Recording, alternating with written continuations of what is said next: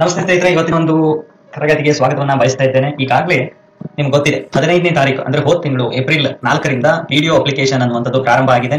ಈ ತಿಂಗಳ ಅಂದ್ರೆ ಮೇ 15 ಕೊನೆಯ ದಿನಾಂಕ ಇದೆ. ನಿಮ್ಗೆಲ್ಲ ತಿಳಿದಿರುವಂಥದ್ದು. ಅಪ್ಲಿಕೇಶನ್ ಅನ್ನ ಕೆಲವರು ಇನ್ನೂ ಹಾಕಿಲ್ಲ, ಕೆಲವರು ಹಾಕಿದ್ದಾರೆ. ಹಾಕಿದ್ರು ಕೂಡ ಯಾವ ಒಂದು ಮೀಸಲಾತಿಯನ್ನ ಕೋರಿದ್ದಾರೆ, ಆ ಮೀಸಲಾತಿಯ ಅನುಗುಣವಾಗಿ ನಿಮ್ಗೆ ಹುದ್ದೆಗಳ ನಿಗದಿ ಆಗುತ್ತೋ ಅಥವಾ ಇವೆಲ್ಲ ಗೊಂದಲವನ್ನ ಇವತ್ತಿನ ಒಂದು ಈ ತರಗತಿಯಲ್ಲಿ ಚರ್ಚೆಯನ್ನ ಮಾಡ್ತಾ ಹೋಗ್ತೀನಿ. ನಿಮ್ಗೆಲ್ಲ ತಿಳಿದಿರೋ ಹಾಗೆ 247 ಹುದ್ದೆಗಳಿಗೆ ಪಿಡಿಒ ಅನ್ನುವಂಥದ್ದು ಕಾಲ್ ಫಾರ್ಮ್ ಆಗಿರುವಂಥದ್ದು ನೀವೆಲ್ಲ ಗಮನಿಸಿರ್ತೀರ. ಶೈಕ್ಷಣಿಕ ಅರ್ಹತೆ ಅಂತ ಬಂದಾಗ ಸ್ನಾತಕ ಪದವಿಯನ್ನ ಪಡೆದಂತಹ ಒಂದು ವಿದ್ಯಾರ್ಥಿಗಳಿಗೆ ಈ ಒಂದು ಯಾವುದು ಪಿಡಿಒ ಎಕ್ಸಾಮ್ ಅನ್ನ ಬರೆಯುವಂತಹ ಅವಕಾಶ ಇರುತ್ತೆ. ಹೈದರಾಬಾದ್ ಕರ್ನಾಟಕದಲ್ಲಿ 97 ಹುದ್ದೆಗಳು, ನಾನ್ ಹೈದರಾಬಾದ್ ಕರ್ನಾಟಕಕ್ಕೆ 150 ಹುದ್ದೆಗಳನ್ನ ನೋಡ್ತಾ ಹೋಗ್ತೀರಾ. ಸ್ನಾತಕ ಪದವಿ, ಸ್ನಾತಕೋತ್ತರ ಪದವಿ, ತಸ್ತಮಾನ ಅಂದ್ರೆ ಏನು, ತಸ್ತಮಾನ SLCನೋ ಆದ ನಂತರದಲ್ಲಿ ತಸ್ತಮಾನನೋ, ಇವೆಲ್ಲವನ್ನ ನಾನು ಹಿಂದಿನ ವಿಡಿಯೋಗಳಲ್ಲಿ ತಿಳಿಸ್ತಾ ಬಂದಿತ್ತು.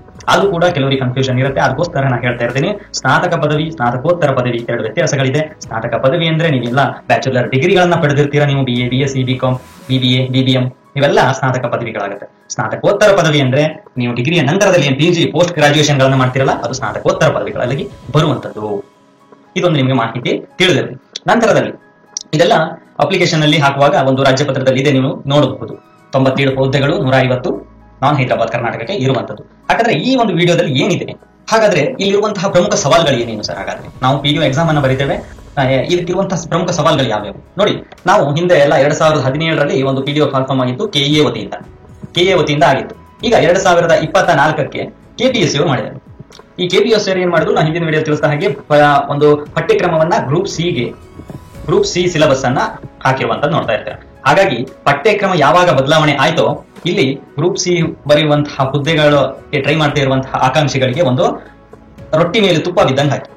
ಯಾಕೆಂದ್ರೆ ಪರ್ಟಿಕ್ಯುಲರ್ ಆಗಿ ಸ್ಪೆಸಿಫಿಕ್ ಪೇಪರ್ ಇತ್ತು, ಪೇಪರ್ 2 ಅನ್ನುವಂಥದ್ದು ಪಂಚಾಯತ್ ರಾಜ್ ಆಕ್ಟ್ ಗಳು ಇದ್ದು, ಅವನ್ನ ಸ್ಪೆಸಿಫಿಕ್ ಆಗಿ ಯಾರು ಸ್ಟಡಿ ಮಾಡ್ತಿದ್ರು ಅವರು ಹೆಚ್ಚಾಗಿ ಆ ಸಬ್ಜೆಕ್ಟ್ ಅಲ್ಲಿ ಸ್ಕೋರ್ ಅನ್ನ ಮಾಡಿದ್ರೆ ಒಂದು ಹೆಚ್ಚಿನ ಸ್ಕೋರ್ ಆಗ್ತಿತ್ತು. ಇನ್ನು ಪೇಪರ್ 1 ನಲ್ಲಿ ಅವರಿಗೆ ಮಾಮೂಲಿ ಒಂದು ಆವರೇಜ್ ಸ್ಕೋರ್ ಗಳನ್ನ ಮಾಡಿದ್ರು ಕೂಡ ಒಂದು ಹಂತಕ್ಕೆ ಹೋಗ್ತಿದ್ರು, ಆಯ್ಕೆಯ ಹಂತಕ್ಕೆ ಹೋಗ್ತಿದ್ರು. ಆದ್ರೆ ಇದು ಬದಲಾಯಿತಲ್ಲ, ಈ ಪಠ್ಯಕ್ರಮ ಯಾವಾಗ ಬದಲಾವಣೆ ಆಯ್ತು, ಗ್ರೂಪ್ ಸಿ ಹುದ್ದೆಗಳಿಗೆ ಆಕಾಂಕ್ಷಿಗಳು ಎಲ್ಲರೂ ಡೈರೆಕ್ಟ್ ಆಗಿ ಈ ಒಂದು ಹುದ್ದೆಗೆ ಬರುವಂತ ಅವಕಾಶ ಆಯ್ತು.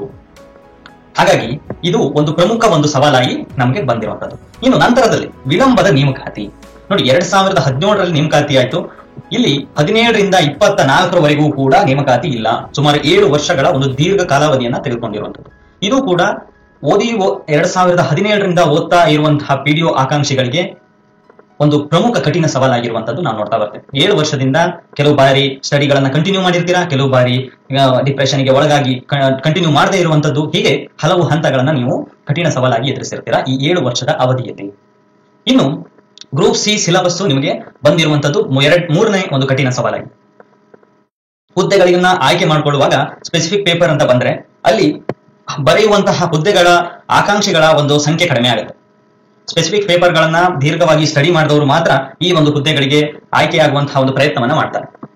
ಈ ಒಂದು ಹುದ್ದೆಯಲ್ಲಿ ಗ್ರೂಪ್ ಸಿ ಸಿಲೆಬಸ್ ಇರೋದ್ರಿಂದ ಹೆಚ್ಚಿನದಾಗಿ ಎಲ್ಲಾ ಈಗ ಆಲ್ರೆಡಿ ಸ್ನಾತಕ ಪದವಿಯನ್ನ ಪಡೆದಂತಹ, ಸ್ನಾತಕ ಪದವಿ ಅಂದ್ರೆ ಡಿಗ್ರಿ ಮುಗಿಸಿದಂತಹ ಒಂದು ಎಲ್ಲಾ ಸ್ಟೂಡೆಂಟ್ಸ್ ಗಳು ನಿಮಗೆ ಲಾರ್ಜ್ ಕ್ವಾಂಟಿಟಿಯಲ್ಲಿ ಬರುವಂತದ್ದು ನಾವು ಗಮನಿಸ್ತೇವೆ. ಅದು ಯಾವ ರೀತಿಯಾಗಿ ನೋಡಿ, ಮೊನ್ನೆ ಗ್ರಾಮ ಲೆಕ್ಕಾಧಿಕಾರಿಗಳ ಒಂದು ಅಪ್ಲಿಕೇಶನ್ ಅನ್ನ ಕರೆಯಲಾಗಿತ್ತು. ಈಗಲೂ ಕೂಡ ಅದು ಮುಂದೂಡಿದ್ದಾರೆ ನೋಡಿ. 5ನೇ ತಾರೀಕು ಲಾಸ್ಟ್ ಡೇಟ್ ಇತ್ತು. ಆ 5ನೇ ತಾರೀಕಿನ ಒಳಗಡೆ 1000 ಹುದ್ದೆಗಳಿಗೆ ಸಲ್ಲಿಸಿರುವಂತಹ ಅರ್ಜಿಗಳ ಸಂಖ್ಯೆ ನೋಡೋದಾದ್ರೆ 9 ಲಕ್ಷ ಸ್ನೇಹಿತರೆ. 9 ಲಕ್ಷ 1000 ಹುದ್ದೆಗಳಿಗೆ ಸಲ್ಲಿಸಿದ್ದಾರೆ. ಪ್ಲಸ್ 10 ದಿನಗಳ ಒಂದು ಅವಧಿಯನ್ನು ಕೂಡ ಎಕ್ಸ್ಟೆಂಡ್ ಮಾಡಿದ್ದಾರೆ. ಇನ್ನೊಂದು 5 ಲಕ್ಷ ಆಗುತ್ತೆ ಅಂತ ಇಟ್ಕೊಳ್ಳಿ. ಒಟ್ಟು ಟೋಟಲ್ ಆಗಿ 9, 5, 14 ಲಕ್ಷ, ಸರಿಸುಮಾರು 15 ಲಕ್ಷ ಒಂದು ಹುದ್ದೆಗೆ, ಒಂದು 1000 ಹುದ್ದೆಗೆ ಅಪ್ಲಿಕೇಶನ್ ಬಂದಿರುವಂತದ್ದು. ಎಷ್ಟು? 15 ಲಕ್ಷ. ಸರಿಸುಮಾರು ಇಷ್ಟು ಜನ ಈಗ ಒಂಥರ ಅಜಂಪ್ಷನ್ ಮಾಡ್ತಾ ಇರುವಂತದ್ದು ನಾವು. 15 ಲಕ್ಷಕ್ಕೆ ಡಿವೈಡೆಡ್ ಬೈ ನೀವು 1000 ಪೋಸ್ಟ್ ಅಂದ್ರೆ ಒಂದು ಹುದ್ದೆಗೆ ಎಷ್ಟು ಜನ ಬರುತ್ತೆ ಅನ್ನುವಂಥದ್ದು ನಿಮ್ಗೆ ಗೊತ್ತಾಗ್ಬಿಡುತ್ತೆ. 3 0 150 ಒಂದು ಪೋಸ್ಟ್ಗೆ 150 ಜನ ಇಲ್ಲಿ ಟ್ರೈ ಮಾಡುವಂತದ್ದು ನೋಡ್ತಾ ಬರ್ತೇವೆ. ಒಂದು ಪೋಸ್ಟ್ಗೆ 150 ಜನ ಕಾಂಪಿಟೇಷನ್ ನಿಮಗೆ ಇರುತ್ತೆ ಅನ್ನುವಂಥದ್ದು ನೆನ್ಪಿಟ್ಕೋಬೇಕಾಗುತ್ತೆ. ಸರ್ ಅದೇನೋ ಆಯ್ತು, ಗೊತ್ತಾಯ್ತು. ಆದ್ರೆ ನಾವು KPSC ಲಾಗಿನ್ ಮಾಡ್ಬೇಕಾದ್ರೆ ರಿಸರ್ವೇಶನ್ ನ ಕ್ಲೈಮ್ ಎಲ್ಲಿ ಮಾಡ್ಬೇಕು ಸರ್? ನಾನು 2A ಕ್ಯಾಟಗರಿಯಲ್ಲಿ ಇದ್ದೀನಿ, ಅಥವಾ 3A ಕ್ಯಾಟಗರಿಯಲ್ಲಿ ಇದ್ದೀನಿ, ಅಥವಾ 3B ಕ್ಯಾಟಗರಿಯಲ್ಲಿ ಇದ್ದೀನಿ, ಅಥವಾ SC ಇದ್ದೀನಿ, ಅಥವಾ ST ಇದ್ದೀನಿ, ಈ ರೀತಿಯಾದಂತಹ ಕೆಟಗರಿಯನ್ನು ಹೊಂದಿದ್ದೀನಿ. ಇಲ್ಲಿ ನನ್ನ ಕೆಟಗರಿಯನ್ನ ಚೂಸ್ ಮಾಡುವ ಬದಲಾಗಿ ನಾನು ಜನರಲ್ ಅಲ್ಲಿ GM ನಲ್ಲಿ ನಾನು ಅಪ್ಲಿಕೇಶನ್ ಅನ್ನ ಹಾಕ್ತೀನಿ. ಅನ್ನುವಂಥವ್ರು ನಾನು ಎಲ್ಲಿ ಚೂಸ್ ಮಾಡಬೇಕು ಅಂದ್ರೆ ನಿಮಗೆ ಮೀಸಲಾತಿ ವಿವರಗಳು ಅನ್ನುವಂತಹ ಒಂದು ಡ್ಯಾಶ್ ಬೋರ್ಡ್ ಬರುತ್ತೆ ನಿಮ್ಗೆ. ಅಲ್ಲಿ ನೀವು ರಿಸರ್ವೇಶನ್ ಕೆಟಗರಿ ಟೈಪ್ ಅನ್ನುವಂತಹದ್ರಲ್ಲಿ ನೀವು GM ಅನ್ನ ಸೆಲೆಕ್ಟ್ ಮಾಡಬೇಕು. GM ಅನ್ನ ಸೆಲೆಕ್ಟ್ ಮಾಡಿದ್ರೆ ನೀವು GM ನಲ್ಲಿ ಹುದ್ದೆಗೆ ಸ್ಪರ್ಧಿಸುವಂತಹ ಒಂದು ಅಭ್ಯರ್ಥಿಗಳಾಗ್ತೀರಾ. ಅಥವಾ ನಾನು ರಿಸರ್ವೇಶನ್ ಅನ್ನ ಕೋರ್ತೀನಿ ಅಂದ್ರೆ ಇಲ್ಲಿ ಮೊದಲನೇದಾಗಿ ನಿಮ್ಮ ಒಂದು ಮೀಸಲಾತಿ ವಿವರಗಳಲ್ಲಿ 2A 2B ಅನ್ನುವಂತಹ ಒಂದು ರಿಸರ್ವೇಶನ್ ಗಳಿರುತ್ತೆ. 2B 2A ಅನ್ನ ಚೂಸ್ ಮಾಡ್ಕೊಂಡ್ರೆ ನೀವು ರಿಸರ್ವೇಶನ್ ಅನ್ನ ಕೋರಬಹುದು ಸ್ನೇಹಿತರೆ.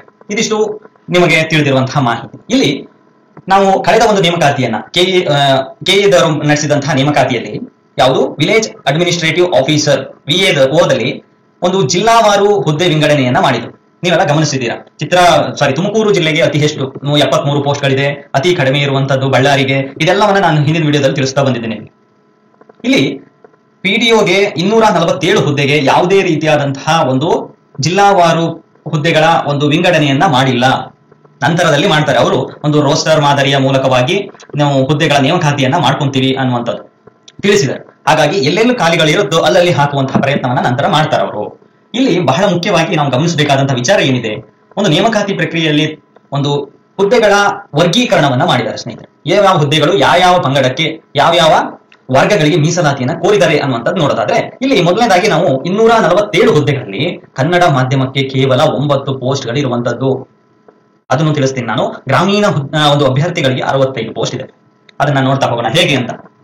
ಹೆಚ್ಚಿಗೆ ಮತ್ತು ನಾನ್ ಹೆಚ್ಚಿಗೆ ತಿಳಿಸುವಂತೆ ನೋಡಿ. ಪರಿಶಿಷ್ಟ ಜಾತಿ ಪರಿಶಿಷ್ಟ ಪಂಗಡ ಎರಡೂ ಕಾಲಂ ನಲ್ಲಿ ನಾನು ತಿಳಿಸ್ತಾ ಹೋಗ್ತೀನಿ. ಟೋಟಲ್ ಆಗಿ 17 ಒಂದು ಹುದ್ದೆಗಳು ಇಲ್ಲಿ ಇರುತ್ತೆ.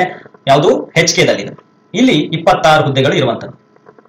ಟೋಟಲ್ ಆಗಿ ಮಹಿಳೆಯರಿಗೆ 32 ಹುದ್ದೆಗಳು 97 ಪೋಸ್ಟ್ಗಳಲ್ಲಿ.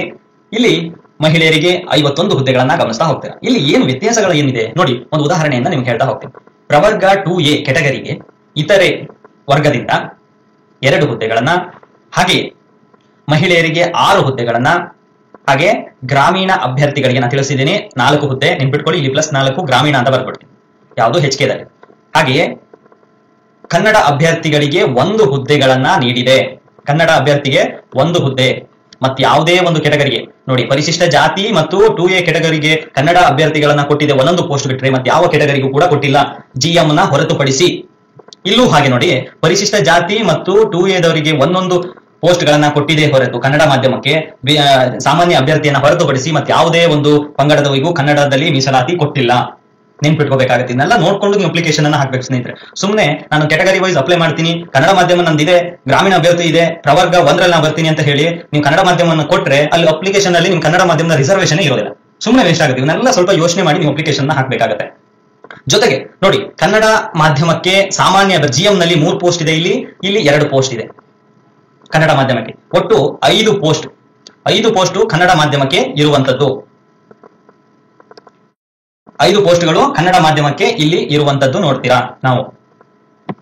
ಯಾವುದು GM ನಲ್ಲಿ ನೋಡುವಂತದ್ದು. ಇನ್ನು 2Aದಲ್ಲಿ 1 ಪೋಸ್ಟ್ ಮತ್ತೆ ಪರಿಶಿಷ್ಟ ಜಾತಿಯಲ್ಲಿ 1 ಪೋಸ್ಟ್. ಇಲ್ಲೂ ಅಷ್ಟೇ ಪರಿಶಿಷ್ಟ ಜಾತಿಯಲ್ಲಿ 1 ಪೋಸ್ಟ್, 2Aದಲ್ಲಿ 1 ಪೋಸ್ಟ್. ಒಟ್ಟು 9 ಪೋಸ್ಟ್ಗಳು ಕನ್ನಡ ಮಾಧ್ಯಮಕ್ಕೆ ಇರುವಂತದ್ದು.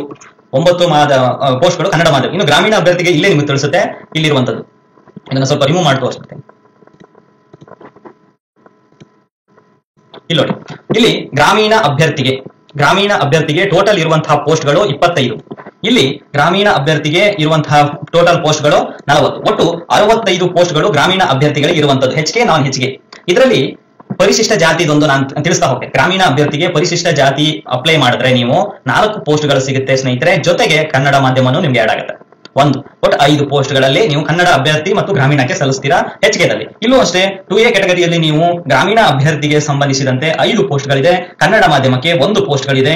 ಇದು ಒಟ್ಟು ಟೋಟಲ್ 6 ಪೋಸ್ಟ್ 2A ಕೆಟಗರಿಯಲ್ಲಿ ನಿಮಗೆ ಕನ್ನಡ ಮತ್ತು ಗ್ರಾಮೀಣ ಅಭ್ಯರ್ಥಿಗೆ ಸಿಗುವಂತದ್ದು. ಹೀಗೆ ಪ್ರತಿ ಒಂದನ್ನು ಕೂಡ ಪರಾಮರ್ಶಿಸಿ ನೀವು ಹುದ್ದೆಗಳನ್ನ ವಿಂಗಡಣೆಯನ್ನ ಮಾಡಿಕೊಂಡು ಕೆಟಗರಿ ವೈಸ್ ಹಾಕ್ತಿರೋ, ನಾನ್ ಕೆಟಗರಿ ವೈಸ್ ಹಾಕ್ತಿರೋ, ಅಥವಾ ಸಾಮಾನ್ಯ ಅಭ್ಯರ್ಥಿಗಳಿಗಾಗಿ ನೀವು ಅಪ್ಲಿಕೇಶನ್ ಹಾಕ್ತಿರೋ ಅನ್ನುವಂಥದ್ದು ನೀವು ಯೋಚನೆ ಮಾಡಿ ತಿಳಿಸಬೇಕಾಗುತ್ತೆ ಸ್ನೇಹಿತರೆ. ಸುಮ್ಮನೆ ನೀವು ಅಪ್ಲಿಕೇಶನ್ ಹಾಕಿ ಮುಂದೆ ಆ ಕೆಟಗರಿಗೆ ಇಲ್ಲದೆ ಹುದ್ದೆಯೇ ಇರೋದಿಲ್ಲ.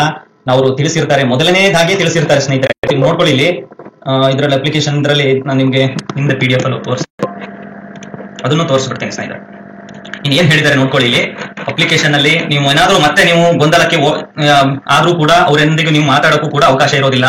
ಯಾಕೆಂದ್ರೆ ಅಪ್ಲಿಕೇಶನ್ ನಲ್ಲಿ ಏನ್ ಹೇಳಿದ್ದಾರೆ ಅಂದ್ರೆ ನೋಡಿ, ಅಭ್ಯರ್ಥಿಗಳು ಅರ್ಜಿಯನ್ನ ಭರ್ತಿ ಮಾಡುವ ಮೊದಲು ವಿವರಗಳನ್ನ ಅರ್ಥೈಸಿಕೊಂಡು ಅನ್ವಯವಾಗುವಂತೆ ವಿವರಗಳನ್ನ ಭರ್ತಿ ಮಾಡತಕ್ಕದ್ದು ಅಂತ ಮೊದಲನೇದಾಗಿ ಫಸ್ಟ್ ಪೇಜ್ ಅಲ್ಲೇ ಕೊಟ್ಟಿದ್ದಾರೆ.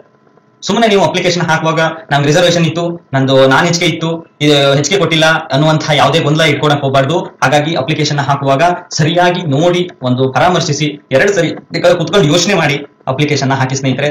ಅಪ್ಲಿಕೇಶನ್ ಇನ್ನೂ ಹಾಕ್ತಾ ಇದ್ದವರು ಅಥವಾ ಹಾಕ್ದವರು ಒಳ್ಳೇದಾಗ್ಲಿ. ಅಪ್ಲಿಕೇಶನ್ ಇನ್ನೂ ಹಾಕ್ತಾ ಇದ್ದವರು ಇಲ್ಲಿ ಗ್ರಾಮ್ 1 ನಲ್ಲಿ, ಇದರ ಬಗ್ಗೆ ಮುಂದೆ ನಾನು ತಿಳಿಸ್ತೀನಿ. ಗ್ರಾಮ್ 1 ನಲ್ಲಿ ನಮ್ಮ ಫ್ರೆಂಡ್ ಇರುವಂತದ್ದು, ಅವರಿಗೆ ನೀವು ಅಪ್ಲಿಕೇಶನ್ ಗಳನ್ನ ವಾಟ್ಸ್ಆಪ್ ಮೂಲಕವಾಗಿ ಕಳಿಸಿದ್ರೆ, ನಿಮ್ಮ ಡಾಕ್ಯುಮೆಂಟ್ ಗಳನ್ನ ಕಳಿಸಿದ್ರೆ ಅವರು ಹಾಕುವಂತ ಪ್ರಯತ್ನ ಮಾಡ್ತಾರೆ. ಅದನ್ನು ಮುಂದೆ ತಿಳಿಸ್ತೀನಿ. ನಾನು ಕ್ಲಾಸ್ ನೋಡಿದ್ದು ಅರ್ಥ ಆಗಿದೆ ಅಂತ ಭಾವಿಸ್ಕೊಳ್ತೀನಿ. ಎಲ್ರಿಗೂ ಒಳ್ಳೇದಾಗಿ. Thank you all. ತಿಳಿಸ್ತೇನೆ. ಇಲ್ಲಿ ಕೆಲವು ಬಾರಿ ಏನಾಗುತ್ತೆ, ಅಪ್ಲಿಕೇಶನ್ ಹಾಕುವಾಗ ಏನಾಗುತ್ತೆ, ತಡವಾಗುತ್ತೆ. ಇನ್ನು ಸರ್ಕಾರಿ ಹುದ್ದೆಯಲ್ಲಿ ಇರುವವರಿಗೆ ನಾನಾ ಕಡೆ ಅವರು ಒಂದು ಹುದ್ದೆಯನ್ನ ನಿರ್ವಹಿಸ್ತಾ ಇರ್ತಾರೆ. ಕಾರಣಾಂತರಗಳಿಂದ ಅಪ್ಲಿಕೇಶನ್ ಅನ್ನ ಹಾಕೋದಕ್ಕೆ ಸಾಧ್ಯ ಆಗೋದಿಲ್ಲ. ಅಲ್ಲಿ ಸರ್ವರ್ ಇರೋದಿಲ್ಲ, ಅಥವಾ ಸೈಬರ್ ಇರೋದಿಲ್ಲ, ಅಥವಾ ಅಲ್ಲಿನ ಮೂಲಭೂತ ಸೌಕರ್ಯ ಇರೋದಿಲ್ಲ. ಇನ್ನು ಮೊಬೈಲ್ ಅಲ್ಲೇ ಹಾಕ್ತೀನಿ ಅಂದ್ರೆ ಇಂಥ ಅಪ್ಲಿಕೇಶನ್ಗಳು ಹಾಕೋದಕ್ಕೆ ಸಾಧ್ಯ ಆಗೋದಿಲ್ಲ. ಆ ನಿಟ್ಟಿನಿಂದ ಇಲ್ಲೊಂದು ನಿಮ್ಗೆ ಅವಕಾಶ ಅನ್ನುವಂತ ಸಿಗುತ್ತೆ. ಯಾವುದು? ಗ್ರಾಮ್ 1 ನಲ್ಲಿ ನನ್ನ ಸ್ನೇಹಿತರಾದಂತಹ ಗಗನ್ MS ಇವರು ಗ್ರಾಮ್ 1 ಅನ್ನ ನಡೆಸ್ಕೊಡ್ತಾ ಇದ್ದಾರೆ.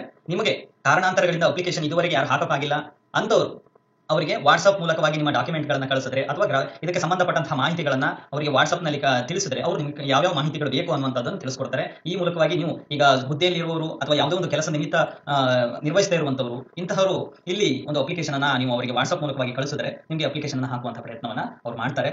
ನಿಮಗೆ ಯಾರಿಗೆ ಅವಶ್ಯಕತೆ ಇದೆಯೋ ಅವರು ಈ ನಂಬರ್ಗೆ ಕಾಲ್ ಮಾಡಿ ಮಾಹಿತಿಯನ್ನ ಪಡ್ಕೊಳ್ಳಿ. ಜೊತೆಗೆ ಅಪ್ಲಿಕೇಶನ್ ಹಾಕುವಂತಹ ಒಂದು ಪ್ರಯತ್ನವನ್ನ ಮಾಡಿ. ಕೇವಲ 4 ದಿನಗಳು ಉಳಿದಿರುವಂತದ್ದು.